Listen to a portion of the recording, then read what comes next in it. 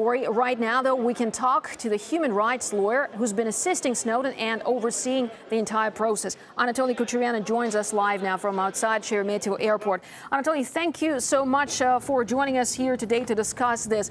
Well, everyone, all of the journalists that's been there at the airport were closely watching the developments, and everyone, to be honest with you, was expecting Snowden to step out of the airport today. But obviously, he's not going to do that. What seems to be the problem?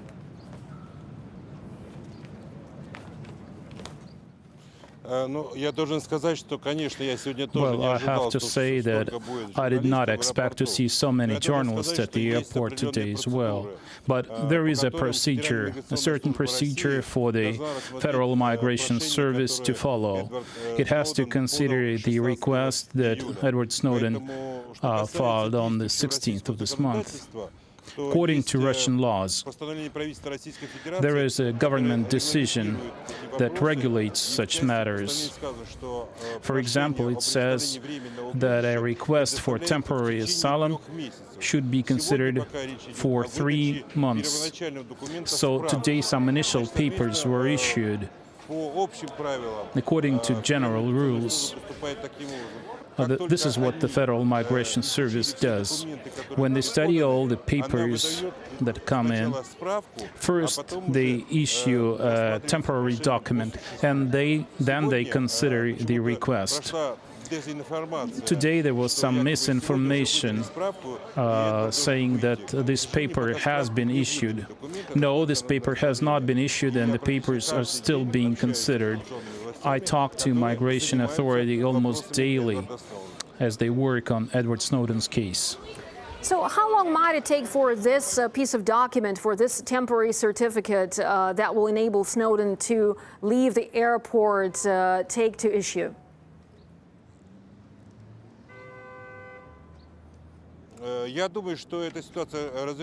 I think this situation will be resolved shortly.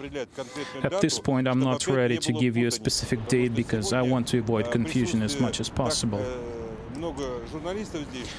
There were so many journalists present today, probably because of this misinformation that we had in the media.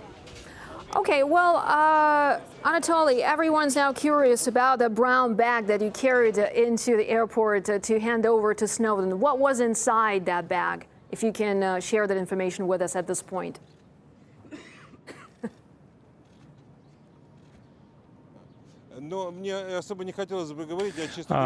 Frankly, I actually did not want journalists to see me with this bag, but unfortunately I was unable to do anything because there were journalists all around this place and they saw me immediately when I came in. I had some books in there: Dostoevsky, Chekhov, Karamzin, the history of Russia, the history of Moscow, all of those books in English. And I had several shorts, pants, because he has been wearing the same clothes for about a month. So I brought some clothes for him. At this point, he doesn't have a way to get fresh clothes because he's in the special area inside the airport. So this is what I had in the brown bag. So it looks like there were some items from the, so to speak, the survival kit for a successful stay in Russia. Well, Anatoly, my next question to you now, while the legal sort of issues are taking care of itself at the moment and all the documents are being prepared, when you saw Snowden today, what sort of exchange did you have with him? I mean, what did he say to you? How did he look? And, you know, what kind of conversation did you have with him?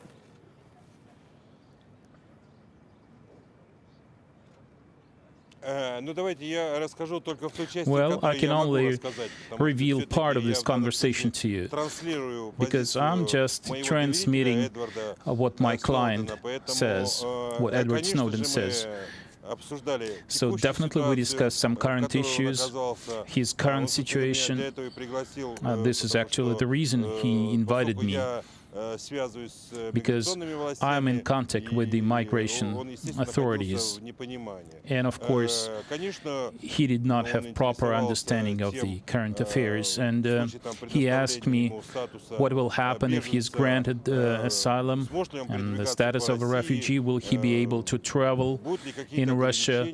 Will there be any restrictions? And I told him that, of course, there will be no restrictions and he will be free to travel within Russia.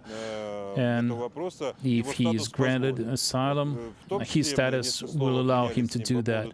And we had a short exchange on why I chose these books specifically for him. And I told him that when I talked to him in the past, this dictated the choice of books. I told him, you should know who Raskolnikov was. And then as far as Chekhov is concerned, I told him that Chekhov wrote about the time, about Russia, about people in Russia, but he was a humorous, satirical writer, so we decided that he will read those books first, and then I may add some more in the future. And did Edward Snowden get your sense of humor?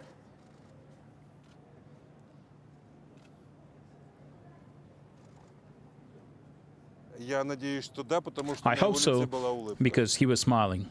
Well, let's talk about his mood, and because, the man has been stuck in the airport for almost a month now, and, absolutely not knowing what's going to happen to him next. How did he look to you? I mean, did he feel excited that the end of his stay at the airport is actually near, and some formalities, of course, need to be taken care of before that happens? But how did he, in general, how do you feel about this whole situation when you saw him today?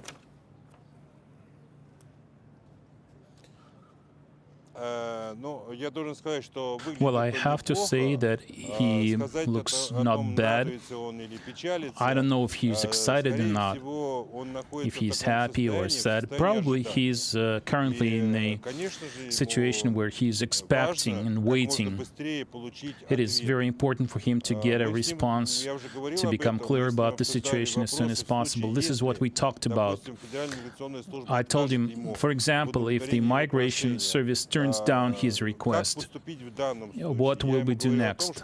I told him that if we get an official refusal, we can appeal this decision in court. So I can say that he's just waiting. Of course, he's trying to look brave. He tries to figure out the situation he's in, and he is very thankful to Russia for not abandoning him, for not betraying him, and for the fact that Russia has some wonderful people. He had many positive comments about the staff at the airport, and he asked me to say hello to all the journalists covering this story in an objective way. He said hello to all of them, and for all the people who call and offer money, offer their homes as temporary residence. This is basically what I talked to him about. So you have to realize that this is his current condition today. He's just waiting and waiting. We all know that when you wait for a long time without realization of what will happen next to you, whether the response will be positive or negative, this is the best description of his current condition. Okay, well, Anatoly, you mentioned also the journalists in this answer now, and I'd like to ask you whether Snowden is actually prepared to face so much media attention once he comes out of the airport, and once he does do that, what's going to happen next? Where is he going to go?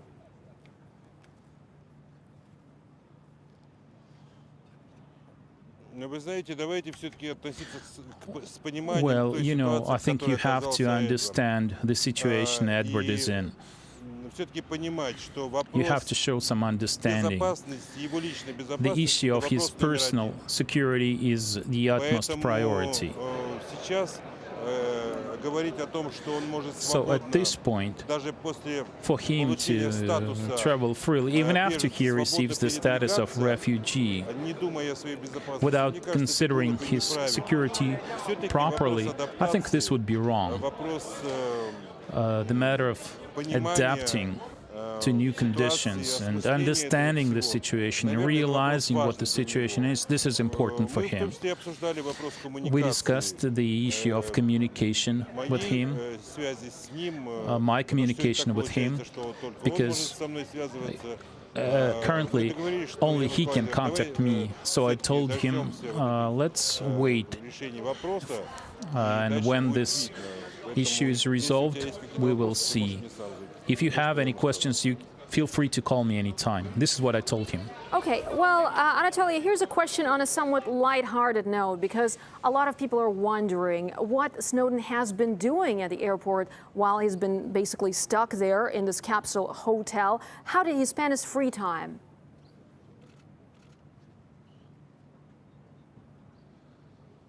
Well, obviously he had a lot of free time there. Вопрос действительно легковесный. Yes, you're right. This is a question on a lighter note. He has a lot of free time, but he is an extraordinary kind of person. Several days ago, I gave him a textbook in Russian language, and he said a few words in Russian to me. He said, "Привет," "До свидания," "Hello, goodbye," and there was one more word. I can't remember which one. So I think he has very good language skills. At least he promised that next time he will speak in Russian to me, at least say a few words in Russian. All right, that kind of indicates that he is here to stay. I mean, at least he is taking interest in the Russian language and culture. Speaking of, the next chapter in his life, what sort of life awaits him? What sort of developments are ahead of him here?